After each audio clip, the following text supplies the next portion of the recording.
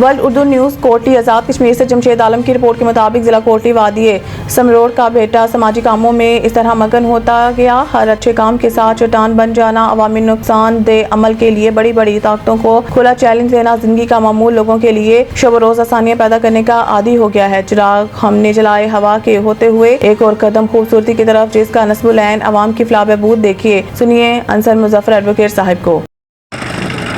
अच्छा, गुजारिश है कि दुनिया विच ना बहुत सारे लोगों की आइडियाज़ अच्छे हैं। बाज़ आइडियाज़ इतने बड़े होने कि वो पूरी दुनिया में रेवोल्यूशन की नीश ने, जिस तरह कोई इंटरनेट है या और कोई टेक्नोलॉजी है।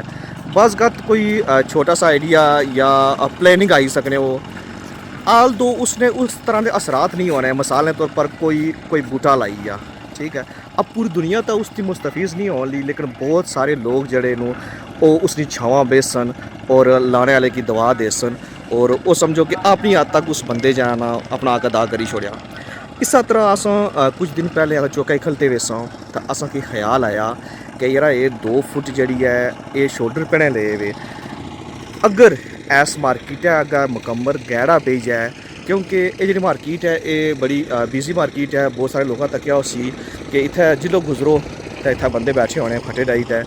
तो समरोड़ ने जी पुरानिया मार्केटा उस भी एक मार्केट है तो असा है कि कियां ना इत्थे भी गैड़ा बाया जाए। खैर असा ये प्लान किया, असा अंदर गए हाँ, असा चा सलीम उन्होंने रिक्वेस्ट की जनाब कि अगर उसने इसकी गैड़ा बाई छोड़ो तो ये बड़ा खूबसूरत लग सी। तो जनाब उन्हें साड़ी आवाज़ पर लब्बई कहा और इवन उन्हें असा की मुकम्मल अटारनी जीती कि भाई तुम जो सो गल बात करो, सो खर्चा करो, जितना भी खर्चा है अच्छी तुम हमारे को पैसे गिनो, दुई गल कोई नहीं ठीक है।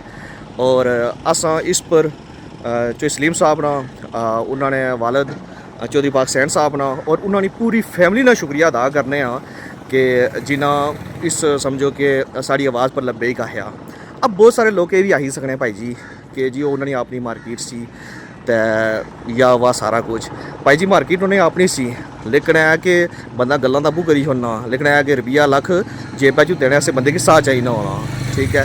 तो वो थोड़ी मुश्किल होनी तो फिर भी जनाब उन्हें आवाम ने जी है कि एक समझो कि समरोड़ की खूबसूरती वास्ते देखो ना, पहले वो अगली जगह तक कोई जनाब वजह भी कच्ची है तो बड़ी अजीब सी लगनी है ठीक है। तो ये जगह इतनी खूबसूरत लगनी है।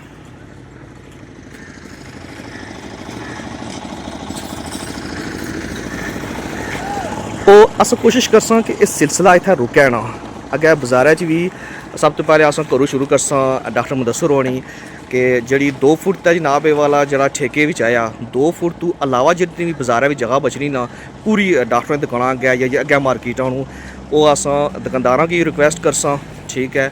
और जोड़े उन्होंने दुकाना के मालिक उन्होंने रिक्वेस्ट करसा तो वो अस मुकम्मल जनाब ये वाला पूरा मुकम्मल गैड़ा पाई छोड़सा। उसका सब तो जो बड़ा फ़ायदा आना उसने ये हो सी कि खूबसूरती हो जासी ठीक है। और देखो ये कोई इतना बड़ी गल नहीं होनी है, मैं दिल घटाना बदा होना मतलब 2-4 सिमटन है जो तोड़े हर बंदा लाई सकना है, हर दुकानदार लाई सकना है, बाजारा नहीं गल करना है ठीक है। खाली अस तवज्जो ना देने अस छोड़ो यार कई करी छोड़ने, लेकिन है कि हूँ इंशाअल्लाह इस पर अस अमल करसा। ये मुकम्मल मार्केट है जी ये पक्की हो जासी, ये खूबसूरत लगसी और ये समरोड़ की खूबसूरती है, एक मार्केट की खूबसूरती है, समरोड़ की खूबसूरती है। इतना जी गड्डियाँ खलसन और दुकानदारी भी इन्होंने ज़्यादा हो सी और इस तरह जो बाजार ने अंदर मुकम्मल बाजार पक्का हो जासी। असा जनाब कुछ ठेके वाला किनसा कुछ अस अपनी तरफों एफर्ट्स करसा जो पूरा समरोड़ बाजार ही पक्का हो जासी और कोशिश करसा कि अस इस सिलसिले के अग्गै टोरां अगर सोटा करतोट अस उन्होंने लोगों की रिक्वेस्ट करा उन्होंने भी एतमाद यकीना और असा सिर्फ और सिर्फ मकसद ये है जनाब कि खूबसूरती ठीक है। और आहिस्ता आहिस्ता जी है ना और जिला पक्की हुई जासी खूबसूरत हुई जासी मार्केट चलसी कारोबार चलसी और दुए लोग भी अस कोई आइडिया कि नहीं सकने कि फलाने लोग एफर्ट करने अस की भी करनी चाहिए। Thank you very much sir, बहुत शुक्रिया।